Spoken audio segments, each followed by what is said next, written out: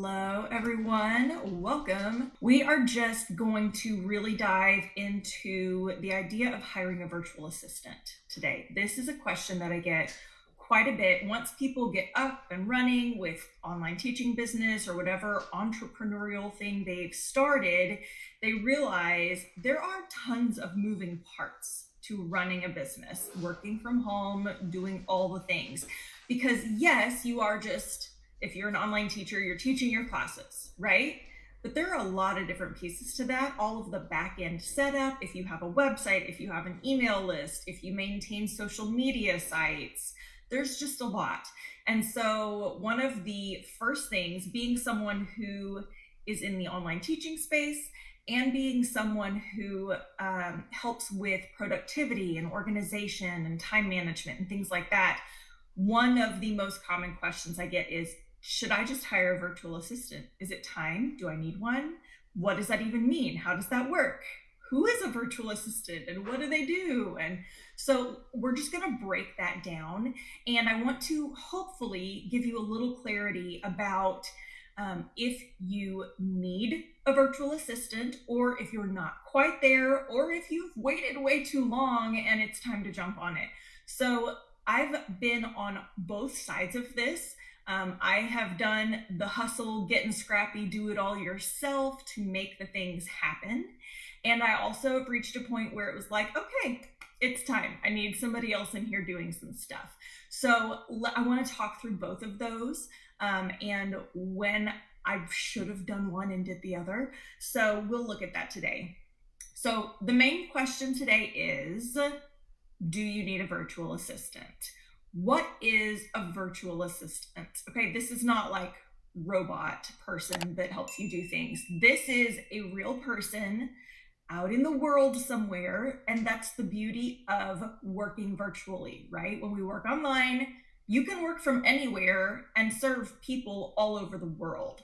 So let's say I am a virtual assistant and I help other business owners write their weekly emails to their email list, or maybe I help with website development and I'm familiar with a particular platform. I'm really good with WordPress, or I'm really good with Kajabi, or whatever it is. That's my thing. So if you need help with this particular thing, I am someone that you can hire as an independent contractor and pay either hourly or for a package to provide these services for you. Now, a couple things to be aware of when you are looking for a virtual assistant. If someone just says, I help business owners do stuff that they need help with, that's a red flag, okay? If you are specifically looking for someone who can help you with your social media posts, making sure you're consistent with your social media posts, maybe you just really don't like making the graphics and you don't know what to write in the captions, and you want to find someone who says, I am a virtual assistant who specializes in social media management, maybe specifically for Instagram or on LinkedIn or wherever it is that you and your people live. Okay, so the more, it's just like with your online teaching, right? The more specific you are with who it is you help and what it is you help them with, the more likely you are to get more students, right? It's the same thing if you are looking for a virtual assistant. You want to find someone who knows who they serve and how they help them the best. Because there are people out there that say, I can write your emails and I can fix your websites and I can do your social media and I'll write your blog posts for you and whatever it is you need. I'm going to do it all. That's a lot for one person. I mean, if they can do it, you have found a rock star, but it's a lot. It's a lot for one person to do. And you realize that as you get in and do it yourself for your business. So one thing to be aware of when you are looking for a virtual assistant is you want somebody who is good at their specific thing that they do, just like you try to be good at your specific thing that you teach to your students, right? Okay, so that's one thing. There are a couple of different criteria I want to kind of just put in your mind to think through, and you may jot these down, brainstorm these ideas for yourself to see if it's time to get a virtual assistant or not. The first thing you need to think of is income versus expenses, because chances are you're not going to find someone who's willing to be an assistant to you in your business for free. That's rare. Maybe there's a bartering system you can come up with. They help you with something and you help them with something. That's always nice. But the chances are you're going to need to pay someone for their services. They will let you know what their fees are. You may be paying by the hour, or maybe they have a package deal. I'll do an entire month of your blog posts for X amount. Okay. So you need to look at, with your business, with your income, do you make enough currently to outsource some of that work? Do you have enough income to cover those expenses? What you do not want to do is hire someone to help you and then go into debt. The goal is to grow the business, right? The goal is to enhance the services and engagement with your clients. You don't want to go into debt hiring someone else. Now, that being said, I'm gonna do a little caveat there, because the next thing to think about with this is your genius zone. I am a firm believer in identifying and living within your zone of genius. And what I mean by that is, some people are really, really good. They're naturally good at building websites, or they can learn it quickly, they can maintain it, do that upkeep. And some people, it's like speaking a foreign language. So depending on where you're at, if website stuff is not your zone of genius, if that is not where your time is best spent, then maybe that's something you need to outsource. Because, and here's the income expenses concept coming in with this, okay? They kind of overlap. For me, this is a very personal, very real example for myself. I can deal with my website. I can update my pages. I can tweak colors and fonts and graphics and all of that. But do you know how long it takes me? Oh my word, it takes forever. I could spend days working on one aspect of my website. And maybe I've got new offers and I need to get them out there and my people need to see them and I want it to look pretty and I want it to click to the right place. There's all that back end tech stuff. Can I do it? I can.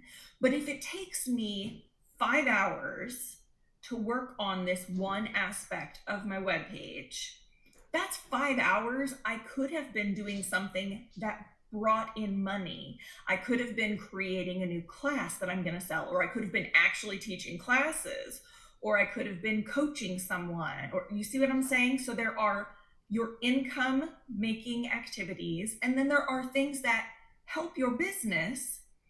If it takes you 5 hours and there's somebody over here who actually specializes in that specific skill set for that specific website, and they can get it done in 20 to 30 minutes. You kind of got to weigh the cost of that. What is it going to cost to pay them versus 5 hours at your hourly rate? Okay. What would your hourly rate be? And you just spent 5 hours doing that. So how much money did you just lose? So in that instance, when you can kind of weigh that thought process, how much time of your billable time is being spent doing tasks that are not in your zone of genius, whereas this person could get it done like that, and you pay them a little fee and move on with life, and it's done and it's off your plate, it's out of your mind space, you're not worried about it anymore, you know it's been taken care of, and it's been done well by someone who's good at it. So if you are in that kind of situation where you have the income, you can afford the expense, and you know this is well outside your zone of genius, it's going to take you 100 times longer than it would take someone else who is trained to do it, it may be time to outsource. Now, with that said, that doesn't mean that everything that you don't like to do needs to be sent off to a virtual assistant. Sometimes we got to hustle, we got to get scrappy, we just got to make things happen because the income is not quite to that level yet where we can have those expenses. So really weigh the options and think about it. Look at the inflow of money and where it's going and what you could afford to put there. Okay, I've done both. I launched an entire course in a brand new website, brand new platform by myself, email marketing, the whole thing. I realized very quickly that was not my zone of genius, but I did not have the income to outsource it at the time. After it got going, after I launched it a time or two and I got the income and I got more coaching clients and it grew, then I could say, okay, this job is going to take me 10 hours. Who can I find to do it in one? That's what needs to happen now. So you get there over time. Now, the other thing is if you're going, but I don't have the money, I can't afford a VA right now, but I know these things are outside my zone of genius. I want to encourage you that it might not be a actual physical assistant that you need, but it might just be systems in place. And this is my zone of genius and I will talk about it all day long. But if you cannot actually physically hire someone else to do the work that you know is not your jam, you may just need a better system in place to break it down specifically. I'm not at a point where I can go in and be like, well, time to crank out a blog post and I just know all the things that need to get done. I write it up and the image and SEO is good and I know it's going to rank well. No, I have to say it's time to write a blog post. I need to write the copy for the blog post. I need to create images for the blog post. I need to format it correctly in the website. There's a whole list, optimize it for search engine. I need to send out an email to my list.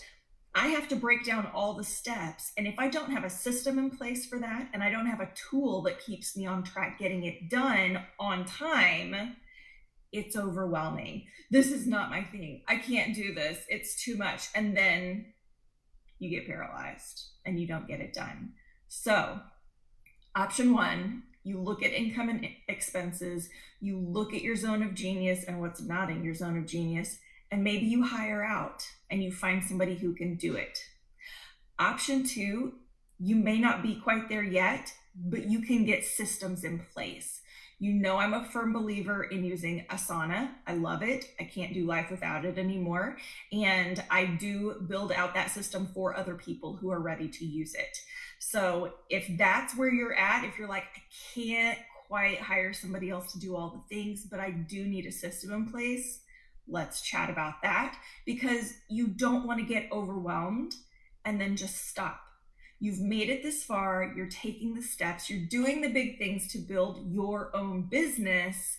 So what needs to happen to keep that going? So I hope this was helpful to somebody. If you've got questions, drop them. Let me know. I would love to answer any questions you have about this, and I will be checking back later. And until then, happy teaching. Bye, guys.